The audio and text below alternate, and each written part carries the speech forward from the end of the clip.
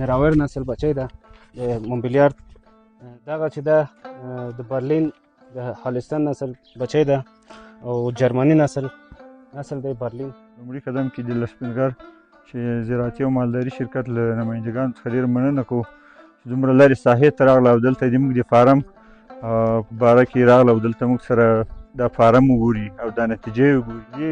لسپنګر مالداري او زراعتي شرکت له استادانو نه ډېر خوښ یم، ډېر خوشحاله یم. واقعیت چې افغانستان لپاره او د مالدارانو فارمو والا ته ډېر خدمت کړی، واقعیت خدمت کړی.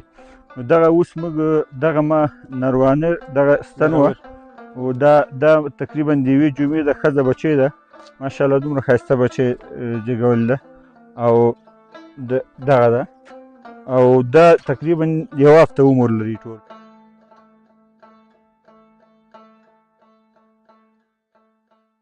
د لر سپین غر شرکت په نمایندګۍ باندې راغلي وو د پکتیا ولایت مرکز تیرې کنډو د کوم ټنډانو کلي ته تر څو د دغه فارم چې دلته موقعیت لري څخه لیدنه وکړو او د لر سپین غر مالدارۍ او زراعتي شرکت فرانسوي او د انګلستان هیواد د تخمي ستنو نتیجه چې دلته په فارم کې شته دی نو د فارم مسؤل هم راسره موجود دی، د دې څخه به هم پوښتنې کوو او د نتیجې په اړه باندې به هم تاسو ته معلومات درکړو. موږ سره اوسئ. دا خو صحیح چې ده د یوه اونۍ ده تقریبا او نراور نسل بچی ده د مونبلیارد نسل نراور ښځه بچی ده د یوه اونۍ ده او ماشاءالله ښه تندرسته ده، مالدار او خوشحال ده. او دغه نسل چې ده دغه او د برلین او دغه چې ده د برلین د هالستان نسل بچی ده او جرمني نسل دی برلین. دا د وجدي کمپنۍ برلین بچی ده، برلین ماشاءالله دا تقریبا د 20 ورځو ده. تاسې شرکت ته وګورئ دومره ښایسته قد لري، کواره او بل شی لر سپینغر کوم ستاګانې چې دي یا کومې غواګانې دلته چې موجود دي هغه ماشاءالله ډېر ښه خصوصیات لري. یو خو د شیدو ماشاءالله ښې شیدې کوي، پوره شیدې ورکوي. بل چې دا په لنګوال کې کوم مشکل نه پیدا کوي، بیرته په خپل وخت باندې واراوړي او لګېږي صحیح، بازګشت نه کوي، زر نه ګرځي او نور د مرضو په مقابل کې ماشاءالله ښه مقاومت لري، مرض یې ډېر نه کوي.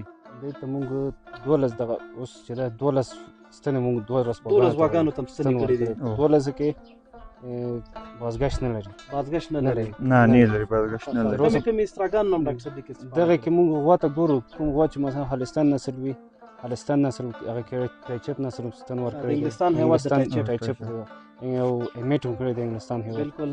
او کوم چې مونبلیارد وي هغه ته مونبلیارد نسل ستن ورکړی د فرانسې هیواد او نراویرو 1 میلیون او کوته. صحیح یعنی په دغه غواګانو کې اوس مهال تاسو ټول د انګلستان هیواد د امیټ په نامه باندې تخمي ستن او د ټایچپ په نامه باندې تخمي ستن تقریبا 11 غواګانې دي. 12 غواګانې دي او بازګشت پکې لا نه دی کړی. نه دی کړی.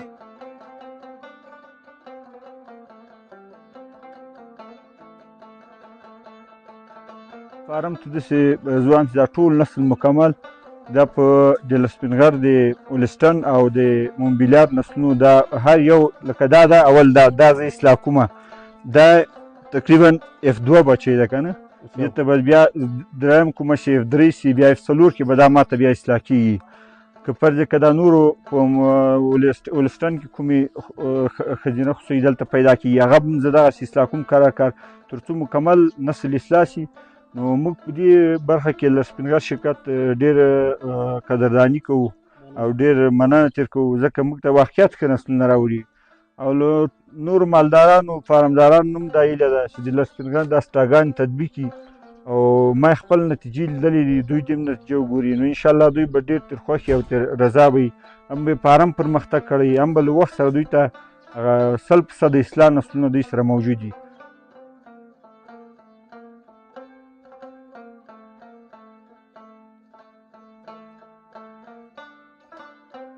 ټولو فارمدارانو مالدارانو دا هیله کومه چې د لر سپینغر سټاګانې تطبیق کړي انشاءالله چې همدغسې ښایسته نسلونه به موږ ته اصلاح کېږي.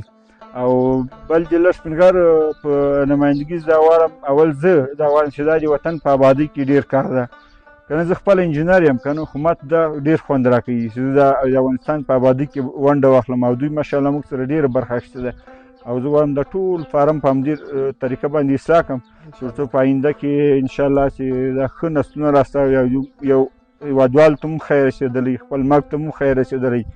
نو زه ډېر تشکر مننه تېر کوم.